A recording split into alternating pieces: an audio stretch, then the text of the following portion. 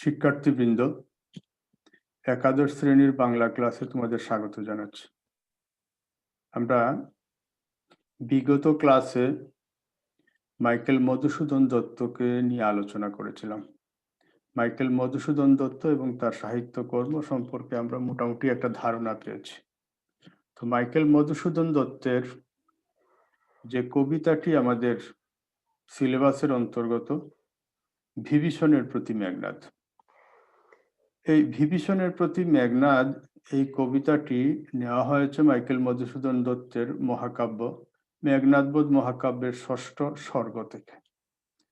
আমরা এর প্রেক্ষাপটটা সম্পূর্ণ বলেছি যে এখানে এই কবিতায় মেঘনাদ এবং তার চাচা বিভীষণের মধ্যে নিকুম্বুলা যজ্ঞাগারে দাঁড়িয়ে যে কথাবার্তা হচ্ছিল তাই আমাদের জন্য এখানে তুলে ধরা হয়েছে। তো এখন আমরা কবিতাটা দেখি, তাহলে তোমাদের বুঝতে সুবিধা হবে।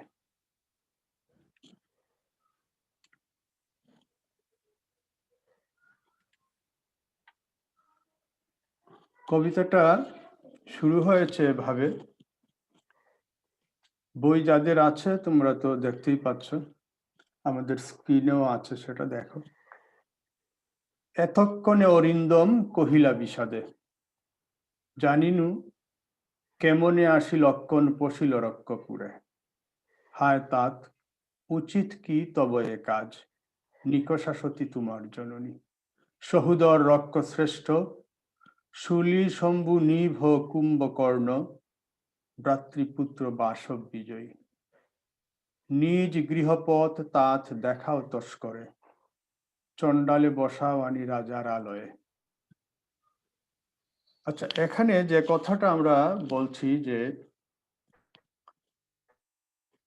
মেঘনাদ পরবর্তী দিন যুদ্ধে যাবেন, সেই যুদ্ধে যাওয়ার পূর্বে যেহেতু তাকে সেনাপতি পদে তার বাবা রাবণ বরণ করে নিয়েছেন, সে কারণে তিনি চাচ্ছিলেন অগ্নিদেবতার পূজা করে যুদ্ধযাত্রা করতে।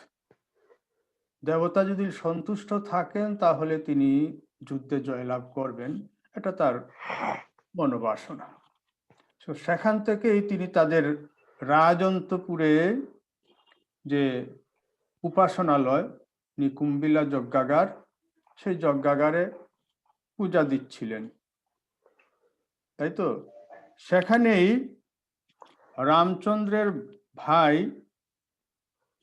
লক্ষণ মায়াদেবীর আনুকূল্য এবং বিভীষণের সহায়তায় সেই নিশ্ছিদ্র নিরাপত্তা বেষ্টনী ভেদ করে সেখানে প্রবেশ করে এবং তাকে যুদ্ধের জন্য আহ্বান জানায়। তখন তাদের কথাবার্তার এক পর্যায়ে তিনি অস্ত্র আনবেন এই আকাঙ্ক্ষা থেকে, বা লক্ষণ এখানে কি করে আসলো সেটা বুঝার জন্য যখন তিনি সম্মুখ পানে তাকালেন, তখন দেখতে পেলেন যে দরজায় দাঁড়িয়ে রয়েছেন তারই চাচা বিভীষণ। তো এটা দেখে তার মনের মধ্যে এই বিশ্বাস জন্ম নিল যে লক্ষণ তার চাচার সহায়তায় এখানে এসেছে। এ কারণে চাচার প্রতি ক্ষোভ থেকে, অভিমান থেকে তিনি চাচার সাথে কিছু বাক্য বিনিময় করেছেন। তিনি যখন বুঝতে পেরেছেন যে তার চাচার সহায়তায় লক্ষণ এখানে প্রবেশ করেছে, সে কারণে তিনি বিভীষণকে উদ্দেশ্য করে কথাগুলো বলছেন। এভাবেই শুরু হয়েছে, এতক্ষণে অরিন্দম কহিলা বিষাদে। এতক্ষণে অরিন্দম কহিলা বিষাদে, এই যে অরিন্দম, অরিকে যিনি দমন করেছেন, অরি মানে শত্রু, এখানে মেঘনাদকে বোঝানো হয়েছে। মেঘনাদ অরিকে, শত্রুকে দমন করতে সক্ষম। জানিনু কেমনে আসি লক্ষণ পশিল রক্ষপুরে, হায় তাত উচিত কি তব এ কাজ, নিকষা সতী তোমার জননী, সহুদর রক্ষ শ্রেষ্ঠ। হ্যাঁ, তিনি বলছেন যে রক্ষপুরে, রাক্ষসদের এই রাজন্তপুরে কি করে লক্ষণ প্রবেশ করলো। তার ধারণা থেকে তিনি বলছেন, বিভীষণকে দোষারোপ করেই বলছেন, হায় তাত উচিত কি তব এ কাজ, তোমার এই কাজ কি ঠিক হলো, তুমি তাকে এখানে আসতে দিলে। নিকষা সতী তোমার জননী। এই যে বিভীষণ, রাবণ এবং কুম্ভকর্ণ, তাদের মায়ের নাম হচ্ছে নিকষা। তিনি সতী সাধবী ছিলেন, এ কারণে নিকষা সতী বলা হচ্ছে। সহুদর রক্ষ শ্রেষ্ঠ, আর তোমার ভাই রাবণ যিনি রাক্ষসদের মধ্যে সবচেয়ে শ্রেষ্ঠ। শূলি শম্ভু নিভ কুম্ভকর্ণ, এই যে শূলি শম্ভু নিভ কুম্ভকর্ণ, ত্রিশূলের মাথা তোমরা নিশ্চয় দেখেছ। আমরা কখনো কখনো রাস্তায় হাঁটতে গিয়ে দেখি ব্রহ্মচারীদের, গেরুয়া বসন পরিহিত কিছু মানুষদের, যাদের হাতে লোহার দণ্ড থাকে, তার অগ্রভাগ খুব সুচালু হয়। তো শূলি শম্ভু নিব কুম্ভকর্ণ, তো কুম্ভকর্ণ খুব শক্তিমান। সেই কুম্ভকর্ণ হচ্ছেন তোমার ভাই। রক্ষশ্রেষ্ঠ, রাক্ষসদের শ্রেষ্ঠ যিনি, সেই রাবণ হচ্ছেন তোমার ভাই। নিকষা সতী হচ্ছে তোমার জননী। এই বংশ পরম্পরা গৌরব শৌর্যবীর্য থাকা সত্ত্বেও তুমি কি করে এই কাজটি করলে, অর্থাৎ লক্ষণকে কি করে এখানে প্রবেশ করালে। ভ্রাতৃপুত্র বাসব বিজয়ী, এখন তার নিজের কথা বলছেন। তোমার ভাতৃপুত্র তো তোমার ভাতিজা, তার নিজের কথা, মেঘনাদ নিজের কথাই বলছেন, বাসব বিজয়ী, আমি বাসবকে বিজয় করেছি। নিজ গৃহপথ তাথ দেখাও তস্করে, নিজের ঘরে প্রবেশের গোপন রাস্তাটি চুরকে দেখালে। তস্করে, তস্কর মানে চুর। মানুষ কখনো, প্রত্যেক মানুষেরই কিছু গোপনীয়তা থাকে, অন্যকে দেখায় না। তো আমাদের এই গৃহে সদর দরজার বাইরেও একটা গোপন দরজা আছে, যেখান দিয়ে প্রবেশ করা সম্ভব। সেটা আমরা যারা গৃহবাসী তারাই জানি। এটা কখনো চুরকে দেখানো কি ঠিক? তাহলে তো চুর সহজেই প্রবেশ করে তোমার ঘর থেকে সবকিছু নিয়ে পালাবে। এটা কখনো মানুষ দেখায় না। তো তুমি এই লক্ষণকে, তিনি লক্ষণকে চুর হিসাবে চিত্রিত করছেন, বলছেন তুমি একটা চুরকে, দুষ্টকে নিজের ঘরের প্রবেশের গোপন রাস্তাটি দেখিয়ে দিলে। চণ্ডালে বসাও আনি রাজার আলয়ে। চণ্ডাল, চারাল, আমাদের সমাজ ব্যবস্থায় বিভিন্ন বৃত্তির উপর, অর্থাৎ কর্মের উপর ভিত্তি করে এক সময় মানুষের শ্রেণী বিভাজন করা হতো, সমাজের বিভাজন করা হতো, যেটা মোটেও যৌক্তিক নয়, কিন্তু সেটা করা হতো। তো এটাই এখানে মেঘনাদ বলছেন, চণ্ডালে বসাও আনি রাজার আলয়ে। একজন নীচ হীন মানুষকে তুমি রাজন্তপুরে, রাজ দরবারে এনে বসালে। কিন্তু নাহি গঞ্জি তোমা, গুরুজন তুমি। এত অপবাদ দেওয়ার পর, নিজেদের শৌর্যবীর্যের কথা জানান দেওয়ার পরও তিনি কি বলছেন, কিন্তু নাহি গঞ্জি তোমা, তোমাকে আমি দোষারোপ করছি না, গুরুজন তুমি, তুমি আমার মান্যজন। আমরা কখনো গুরুজনকে, মান্যজনকে দোষারোপ করি না, এটা আমাদের রীতি। গুরুজন তুমি পিতৃতুল্য, তুমি পিতার সমতুল্য, তোমাকে আমি দোষারোপ করা উচিত নয়। ছাড়দার যাব অস্ত্রাগারে, পাঠাইব রামানুজে সমন ভবনে, লঙ্কার কলঙ্ক আজি ভঞ্জিব হবে। দরজা থেকে ছড়ে দাও, আমাকে যেতে দাও। আমি কোথায় যাব? আমি অস্ত্রাগারে যাব, যেখানে অস্ত্র রক্ষিত আছে, আমি সেখান থেকে অস্ত্র সংগ্রহ করে নিয়ে আসব।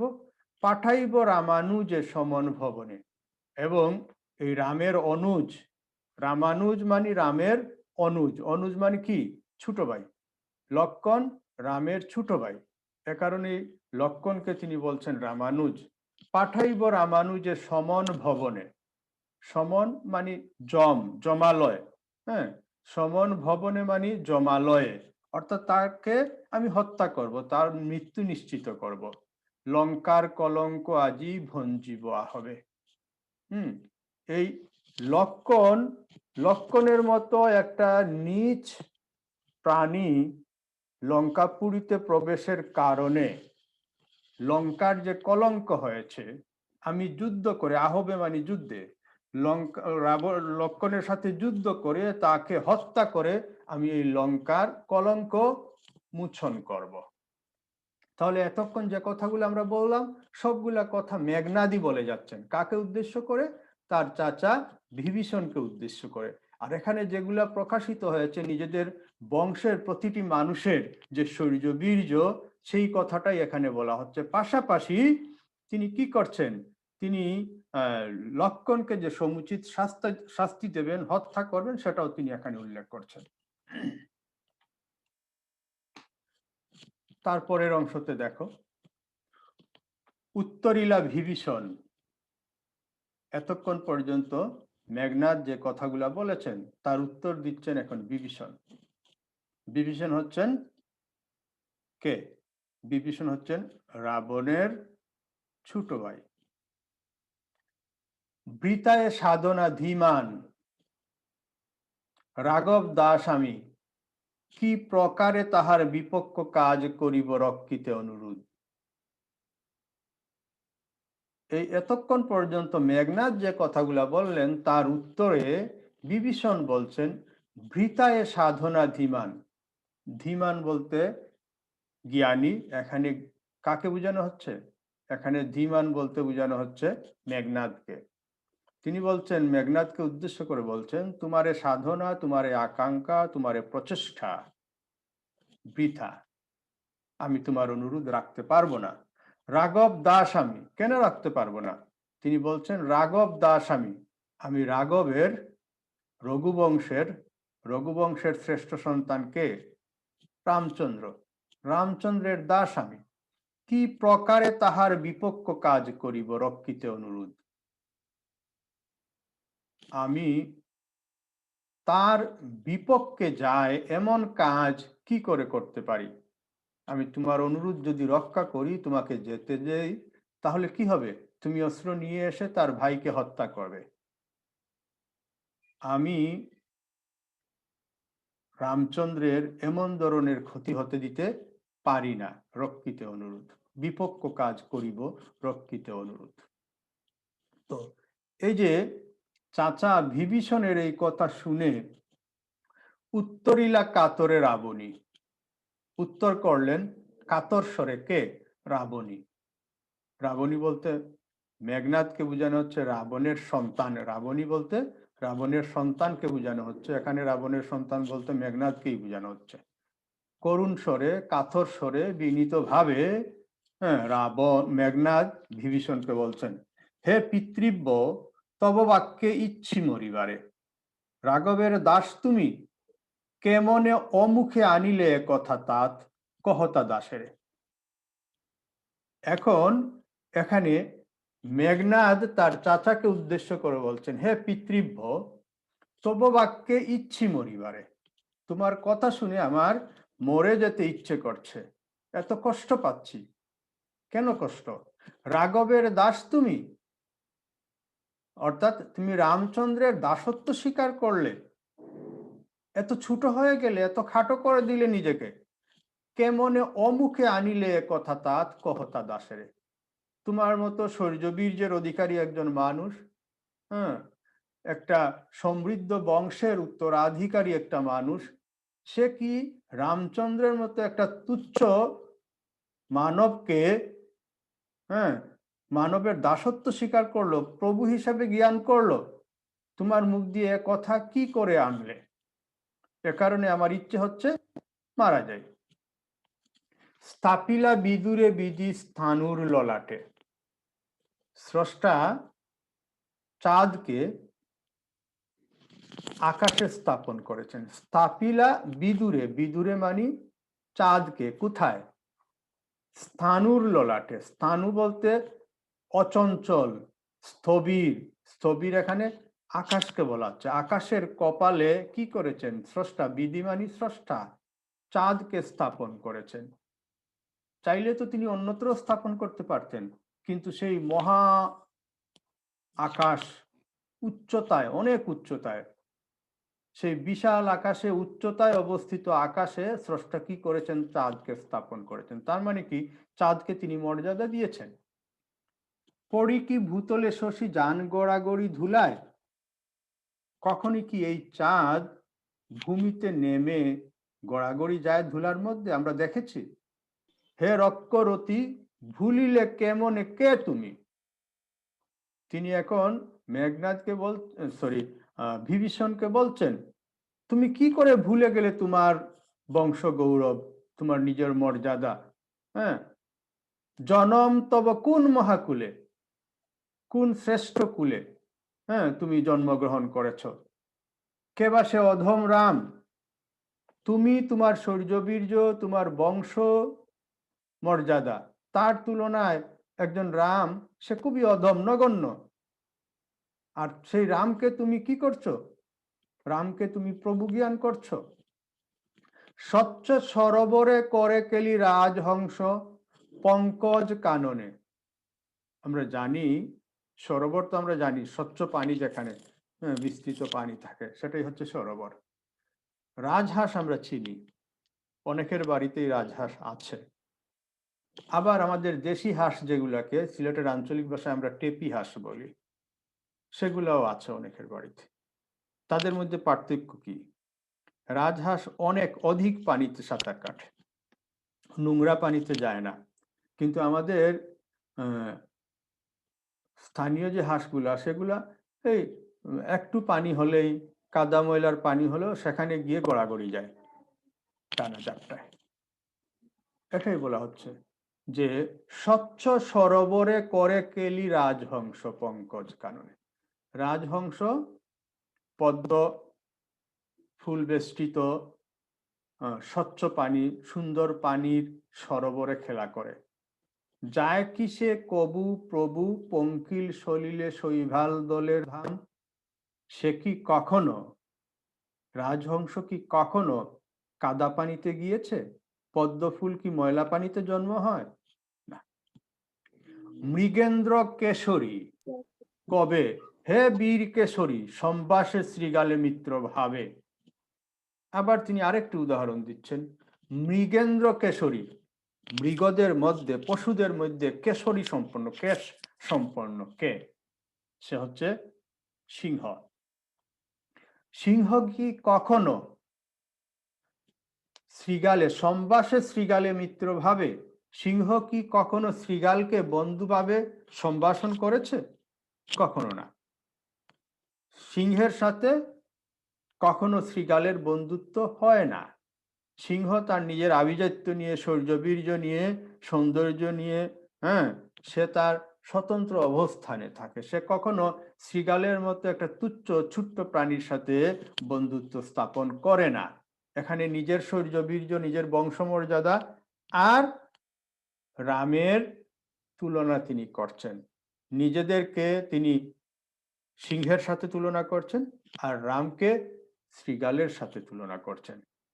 যেভাবে সিংহের সাথে শ্রীগালের বন্ধুত্ব হয় না, ঠিক একইভাবে আমাদের বংশের সাথে রামের কোনোভাবেই যায় না। আর সেই তুচ্ছ রামকে তুমি কি করে প্রভু জ্ঞান করলে? অজ্ঞ দাস বিজ্ঞতম তুমি, অবিদিত নহে কিছু তোমার চরণে। আমি অজ্ঞ তোমার তুলনায়, বিজ্ঞতম তুমি, তুমি অনেক জ্ঞানী, তুমি সব অবিদিত নহে কিছু তোমার চরণে। তোমার কাছে কোনো কিছুই গোপন নয়, সবকিছুই তুমি জানো। আমি এতক্ষণ পর্যন্ত যে কথাগুলো বললাম, সবগুলাই তোমার জানা আছে, কিন্তু তুমি এই কাজটি কেন করছো? ক্ষুদ্রমতি নর সুর লক্ষণ, তিনি লক্ষণকে ক্ষুদ্র বলছেন। নহিলে অস্ত্রহীন যুদে কি সম্মুদে সংগ্রামে। যদি সে ক্ষুদ্র হবে না, সুর হবে না, তাহলে আমি অস্ত্রহীন, আমি উপাসনায় রত। সে উপাসনায় রত অস্ত্রহীন একজন মানুষকে সে কিভাবে যুদ্ধের আহ্বান করে? যুদ্ধ হয় কাদের মধ্যে? দুজন সৈনিকের মধ্যে, যারা অস্ত্রধারী। অস্ত্রহীনের সাথে অস্ত্রধারীর কখনো যুদ্ধ হয় না, নিরস্ত্র মানুষের সাথে সশস্ত্র মানুষের যুদ্ধ হয় না, সেটা একপেশে জিনিস। কখনো কোনো বীর, কখনো কোনো সৈনিক কোনো অস্ত্রহীনকে যুদ্ধের আহ্বান জানায় না, কেন? এতে তার কি হয়? অমর্যাদা হয়। তো লক্ষণ আমি অস্ত্রহীন, আমাকে যুদ্ধের সংগ্রাম আহ্বান জানালো, সে তো একটা ক্ষুদ্র নর। কহ মহারথী একই মহারথী প্রতা। তুমি নিজেই বলো, তুমি যে একজন অনেক বড় মাপের যোদ্ধা, এটা কি কোনো যুদ্ধের রীতি হতে পারে যে একজন অস্ত্রহীন মানুষকে একজন সশস্ত্র মানুষ যুদ্ধের আহ্বান জানাবে? নাহি শিশু লঙ্কাপুরে শুনি না হাসিবে এ কথা।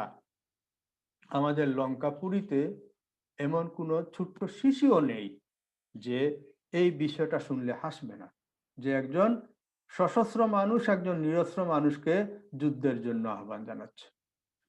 ছাড় পথ, আসিব ফিরিয়া এখনই, দেখিব আজি কোন দেব বলে, বিমুখে সমরে মুরে সৌমিত্রী কুমথি। সে এখন চাচার কাছে অনুরোধ করছে যে আমাকে পথ ছেড়ে যাও, আমি কি করি? আমি অস্ত্রাগারে যাই, অস্ত্র নিয়ে আসি, আর অস্ত্র নিয়ে এসে আমি দেখিব আজি কোন দেব বলে, দেবতার এমন কোন দেবতা যার আনুকূল্য বলে লক্ষণ আমার সাথে যুদ্ধ করবে, আমি তার যুদ্ধের স্বাদ মিটিয়ে দেব। বিমুখে সমরে মুরে সৌমিত্রী কুমতি। সৌমিত্রী, হ্যাঁ, সৌমিত্রী বলতে এখানে লক্ষণকে বোঝানো হচ্ছে। হ্যাঁ, সুমিত্রার সন্তান হিসাবে লক্ষণকে সৌমিত্রী বলা হচ্ছে। দেবদৈত্য নররণে সচক্ষে দেখেছ রক্ষশ্রেষ্ঠ পরাক্রম দাসের। এখন সে তার চাচাকে বলছে দেবতাদের সাথে, দৈত্যদের সাথে, মানবের সাথে বিভিন্ন পর্যায়ে যখন যুদ্ধ হয়েছে, সেই সকল যুদ্ধে আমি যে ভূমিকা পালন করেছি, আমার যুদ্ধের শ্রেষ্ঠত্ব, রণকৌশল তুমি নিজে দেখেছ।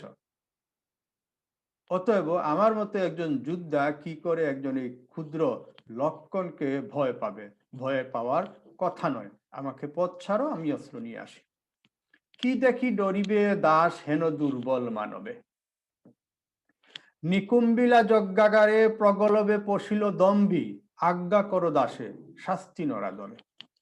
আমাদের এই নিকুম্বিলা যজ্ঞাগার, এখানে হ্যাঁ দম্ভ করে লক্ষণ প্রবেশ করেছে এবং আমাকে যুদ্ধের আহ্বান জানাচ্ছে, আমি তাকে সমস্ত শাস্তি দেব। তব জন্মপুরে তাঁত পদার্পণ করে বনবাসী, এই লঙ্কাপুরী তোমার জন্মস্থান, এখানে একজন বনবাসী প্রবেশ করলো, আর শুধু প্রবেশ নয়, সেখানে এসে আস্ফালন করছে, এটা তোমার জন্মভূমির জন্য অমর্যাদার। হে বিধাত, নন্দন কাননে ভ্রমে দুরাচার দত্ত, প্রফুল্ল কমলে কীটবাস কহতাৎ সহিব কেমনে হেন অপমান আমি ভ্রাতৃপুত্র তব, তুমিও হে রক্ষমণি সহিছ কেমনে। তিনি বলছেন নন্দন কাননে ভ্রমে দুরাচার দত্ত, ফুলবাগানে দৈত্য যদি প্রবেশ করে তাহলে সেটার রূপ কেমন হতে পারে? তোমরা নিজেরাই কল্পনা করো, তোমার সাজানো একটি বাগান, সেই বাগানে হঠাৎ করে একটা পশু প্রবেশ করলো, গরু ছাগল প্রবেশ করলো, সে কি ফুলের সৌন্দর্য বুঝে? বুঝে না। সে কি করবে? মারিয়ে দেবে, মুখ দিয়ে কামড়ে নষ্ট করে দেবে। তো তিনি এখানে বলছেন যে এই লক্ষণ একজন দুরাচার দৈত্য, হ্যাঁ, সে আমাদের এই লঙ্কাপুরীর মর্যাদা সৌন্দর্য কি করে বুঝবে? সে তো বুঝবে না, সে আমাদের এই সৌন্দর্য আমাদের মর্যাদাকে হানি করেছে। প্রফুল্ল কমলে কীটবাস, প্রফুল্ল কমলে কীটবাস, ফুলের মধ্যে ছোট ছোট কীট পতঙ্গ আমরা দেখতে পাই বাস করে। হ্যাঁ, এটা ফুলের জন্য শোভন সুন্দর নয়, ফুলের যে মর্যাদা তার জন্য শোভন সুন্দর নয়, কিন্তু কীট কি করে? মধু আহরণের নিমিত্তে এই সকল ফুলের মধ্যে প্রবেশ করে। তো এটা যেভাবে ফুলের সৌন্দর্যের সাথে যায় না, ঠিক একইভাবে লক্ষণ আমাদের এই রাজপুরীতে সেটা কোনোভাবেই আমাদের এই রাজপুরের মর্যাদার সাথে যাচ্ছে না। এটা আমাদের জন্য অপমানকর হচ্ছে। কহ তাৎ সহিব কেমনে হেন অপমান আমি ভাতৃপুত্র তব। তুমি নিজেই বলো, তাত বলতে চাচা বোঝানো হচ্ছে। হ্যাঁ, তাত চাচা। বিভীষণ হচ্ছে মেঘনাদের চাচা, এ কারণে সে চাচা বলছে। কহ তাত, চাচা তুমিই বলো, সহিব কেমনে হেন অপমান আমি ভাতৃপুত্র তব। আমি তো তোমারই ভাতিজা, আর আমাদের তোমার জন্মস্থান এই লঙ্কাপুরী, তার অপমান কি করে আমি সহ্য করব? তুমিও হে রক্ষমণি সহিচ্ছ কেমনে? আর আমার চেয়ে তো তোমারই অধিক প্রেম থাকার কথা এই জন্মপুরীর প্রতি, তুমিও কি করে সেটা সহ্য করছো, মেনে নিচ্ছ? এরপরে কি হচ্ছে দেখো, মহামন্ত্র বলে যতা নম্র শির ফণি মলিন বদনে লাজে উত্তরিলা রতি রাবণ অনুজ লক্ষ্মী রাবণ আত্মজে। মহামন্ত্র বলে যতা নম্র শির, মন্ত্র দ্বারা মানুষকে বশীভূত করা হয়। আমরা দেখি যে সাপুড়েরা মন্ত্র বলে সাপকে বশীভূত করে। সেটা কতটা যৌক্তিক কতটা অযৌক্তিক সেখানে আমরা যাচ্ছি না। আমরা যেটা সাদামাটা দেখি সেটাই বলি, যে মন্ত্র বলে সাপকে বশীভূত করে, তাই না? সাপ মাথা নুইয়ে থাকে, এটাই তো আমরা দেখি। তো সাপকে যেভাবে মন্ত্র বলে বশীভূত করে রাখে, এতক্ষণ পর্যন্ত বিভীষণ মন্ত্র বলে নিজেকে গুটিয়ে রেখেছিলেন। মলিন বদন লাজে উত্তরিলা রতি রাবণ অনুজ। এখন তিনি উত্তর করলেন রাবণ অনুজ। রাবণ অনুজ রাবণের ছোট ভাই। রাবণের ছোট ভাই বলতে এখানে বিভীষণকে বোঝানো হচ্ছে। বিভীষণ কথা বলে উঠলেন, লক্ষ্মী রাবণ আত্মজে। রাবণের আত্মজ অর্থাৎ রাবণের সন্তান, এখানে রাবণের সন্তান বলতে মেঘনাদকে বলা হচ্ছে। রাবণের সন্তান মেঘনাদকে উদ্দেশ্য করে রাবণের ছোট ভাই বিভীষণ বললেন, কি বললেন শুনো। নহি দোষী আমি বৎস বৃতা বৎস মুরে তুমি, নিজ কর্ম দোষে হায় মজাইলা এ কনক লঙ্কা রাজা মজিলা আপনি, বিরত শতত পাপে দেবকুল এবে পাপ পূর্ণ লঙ্কাপুরী, প্রলয়ে যেমতি বসুধা ডুবিছে লঙ্কায় কাল সলিলে, রাঘবের পদাশ্রয়ে রক্ষার্থে আশ্রয়িতেই আমি, পরদূষে কে চাহে মজিতে।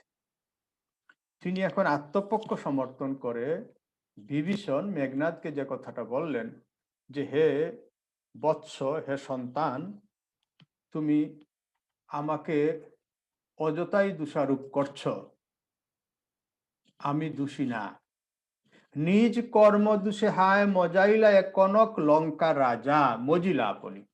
আমাদের মহারাজ তিনি নিজের কাজের দোষে নিজে দোষী হয়েছেন, এবং তার দোষের কারণেই আমাদের এই কনক লঙ্কা, স্বর্ণপুরী লঙ্কা কি হচ্ছে, কাল সলিলে ডুবে যাচ্ছে। বিরত সতত পাপে দেবকুল এবে পাপ পূর্ণ লঙ্কাপুরী। দেবতারা সব সময় পাপ থেকে মুক্ত, আর এখন আমাদের এই লঙ্কাপুরী পাপে পরিপূর্ণ। সেই পাপ কে করেছে? আমি করেছি না, সেই পাপ করেছেন আমাদের মহারাজ রাবণ। সেই পাপটা কি? সেই পাপটা হচ্ছে রাবণ রামচন্দ্রের স্ত্রী সীতা দেবীকে তিনি হরণ করে রাজন্তপুরে নিয়ে এসেছেন, এটাই হচ্ছে পাপ। রাঘবের পদাশ্রয়ে রক্ষার্থে আশ্রয়িতেই আমি, পরদূষে কে চাহে মজিতে। আমি যেহেতু নিজে পাপ করিনি, আর আমাদের রাজপুরী পাপে পরিপূর্ণ হয়ে গেছে, আমি যেহেতু নিজে পাপ করিনি, অতএব এই পাপের ভাগীদার অংশীদার কেন আমি হতে যাব? আমি হতে চাই না। এ কারণেই আমি কি করেছি, রামচন্দ্রের বশ্যতা স্বীকার করেছি, তার কাছে ঠাঁই নিয়েছি, আশ্রয় নিয়েছি। পর দোষে কে চাহে মজিতে। অপরের দোষে কখনো কেউ নিজে দোষী হতে চায় না।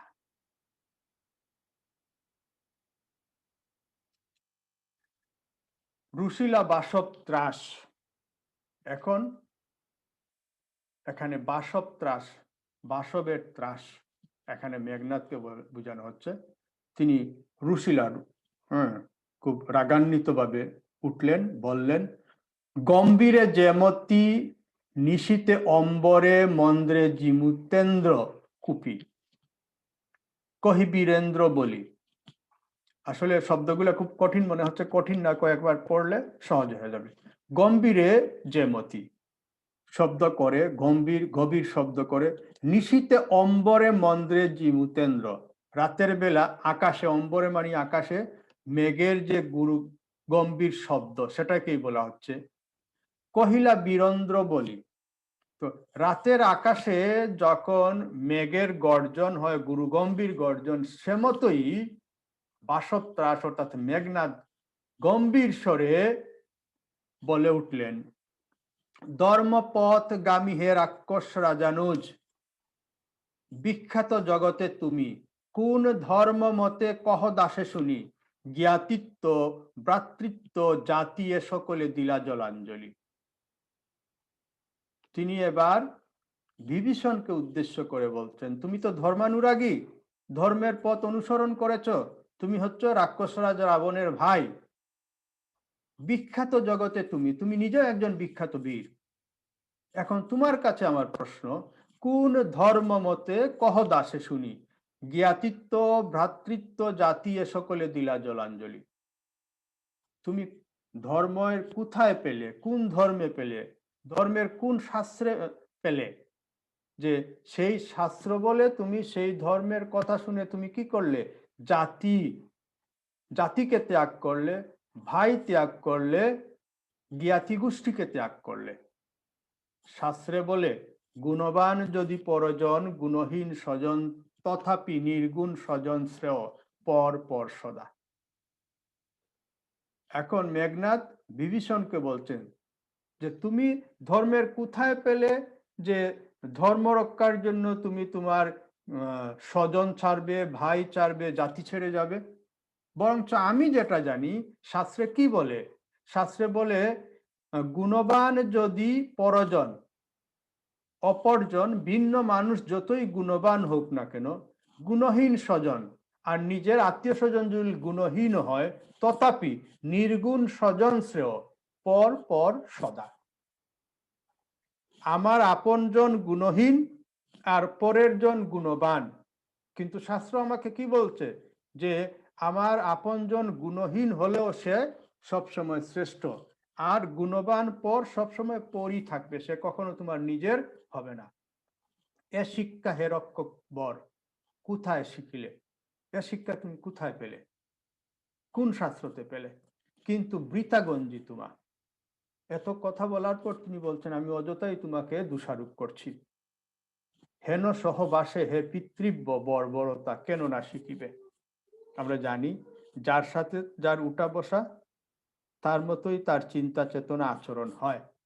তো এখানেই বলছে, হে পিতৃব্য বর্বরতা কেন না শিখিবে, হেন সহবাসে, যার সাথে তুমি বসবাস করছো, যাকে তুমি গুরুমান্য করেছ, সেই রাম সে তো একটা নীচ, অতএব তার সাথে যখন তুমি বসবাস করছো, সে কারণে তার বর্বরতাই, তার নীচ আচরণই তো তুমি শিখবে।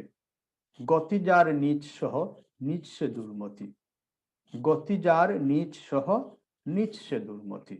যার চলাচল ছোট মানুষের জন্য, সাথে ছোট মানুষ বলতে এখানে নিম্ন মনোবৃত্তির মানুষের জন্য, সাথে মন্দ আচরণের মানুষের সাথে, সে তো সেই আচরণই শিক্ষা লাভ করবে। এ কারণে আমরা বলি কি, যে একটা পরিবেশ মানুষকে কি করে, পরিবেশ মানুষের চরিত্র গঠনে সহায়ক হয়। যে ভালো পরিবেশে থাকে সে ভালো মানুষ হয়। তো এখানে এই কথাটাই বলা হচ্ছে, গতি যার নিজ সহ নিজ সে দুর্মতি। তো যার চলাফেরা যার সাথে, সে তো এমন আচরণই করবে। তো তোমার চলাফেরা এখন যেহেতু একটা নিজ হীন রামের সাথে, সে কারণে তুমি তার আচরণই তো পাবে, অতএব তোমাকে আমি অযথাই দোষারোপ করছি। তো পুরো কবিতার মধ্যে আমরা যে জিনিসটা দেখতে পাই, যে এখানে বিভীষণের মধ্যে কি আছে, বিভীষণের মধ্যে একটা আম, উম, আমরা আহ, স্বার্থবাদী মনোভাব প্রত্যক্ষ করি। হ্যাঁ, আর মেঘনাদ কি, মেঘনাদের মধ্যে শৌর্য বীর্য আমরা দেখতে পাই। মেঘনাদ নিজের জাতির জন্য নিজেকে উৎসর্গ করতে প্রস্তুত, তাই না? আর বিভীষণ একজন বিশ্বাসঘাতক, সে তার ভাইয়ের সাথে, তার স্বজনের সাথে, তার জাতির সাথে বিশ্বাসঘাতকতা করছে। সে একেবারে স্বার্থপর, সে নিজেকে রক্ষা করার জন্য সবকিছু ত্যাগ করে, নিজের পরিবার পরিজনকে ত্যাগ করে রামের সাথে মিশে গেছে। আর সে যদি এত ছোট মানুষ না হবে, বিশ্বাসঘাতক না হবে, সে কি করে নিজের ভাতিজাকে হত্যার জন্য, হ্যাঁ, লক্ষণের মতো একজন দুরাচারকে একটা নিশ্চিদ্র নিরাপত্তা বেষ্টিত এই রাজন্তপুরে নিয়ে আসে। তো এই কবিতার মধ্যে মেঘনাদের শৌর্যবীর্য স্বদেশ প্রেমের উল্লেখ আমরা দেখতে পাই, আর পাশাপাশি বিভীষণের নীচতা, হীনতা, বিশ্বাসঘাতকতার পরিচয় আমরা দেখতে পাই। কবিতাটা কয়েকবার করে পড়বে, শব্দগুলা অর্থ দেখবে। এখানে আমরা নিয়ে এসেছি, তোমাদের বইতে আছে যে শব্দার্থ টিকা আছে। হ্যাঁ, প্রত্যেকটা শব্দার্থ টিকা ভালো করে দেখবে, তাহলে তোমরা বুঝতে পারবে, কবিতাটা তোমাদের কাছে পরিষ্কার হয়ে যাবে। আর আমরা আগেই বলছি, এই কবিতাটা নেওয়া হয়েছে মাইকেল মধুসূদন দত্তের মেঘনাদ বধ মহাকাব্যের 6ষ্ঠ পর্ব থেকে। আর মাইকেল মধুসূদন দত্তের এই মেঘনাদ বধ কাব্যটা হচ্ছে 9 সর্গে বিভাজিত একটা মহাকাব্য, যেখানে রামচন্দ্রকে আহ তিনি একটা নীচহীন হিসাবে চিত্রিত করেছেন। প্রকারান্তরে রাবণকে তিনি শৌর্যবীর্যের অধিকারী একজন শ্রেষ্ঠ দেশপ্রেমিক মানুষ হিসাবে চিত্রিত করেছেন। মেঘনাদও তাই। কিন্তু এই কাহিনীটা, মেঘনাদ বধ মহাকাব্যটা যেখান থেকে নেওয়া হয়েছে, সেই সেখানে কিন্তু সম্পূর্ণ বিরুদ্ধ ভাব, তাই না? তো সেই উৎসের সাথে বিরুদ্ধ ভাব করে মাইকেল মধুসূদন দত্ত এখানে স্বদেশ প্রেমের কথা, শৌর্য বীর্যের কথা, মানুষের মানবিকতার কথা তুলে ধরেছেন। তো কবিতাটা বারবার পড়বে, পড়লে তোমাদের কাছে সহজ বুদ্ধ হবে। আর না পড়লে যে কোনো জিনিসই কঠিন বলে মনে হয়। তো আজকের মতো, যেহেতু আমাদের সময়ের স্বল্পতা আছে, আজকের মতো এখানেই শেষ করছি। সবাই ভালো থাকো। আল্লাহ হাফিজ।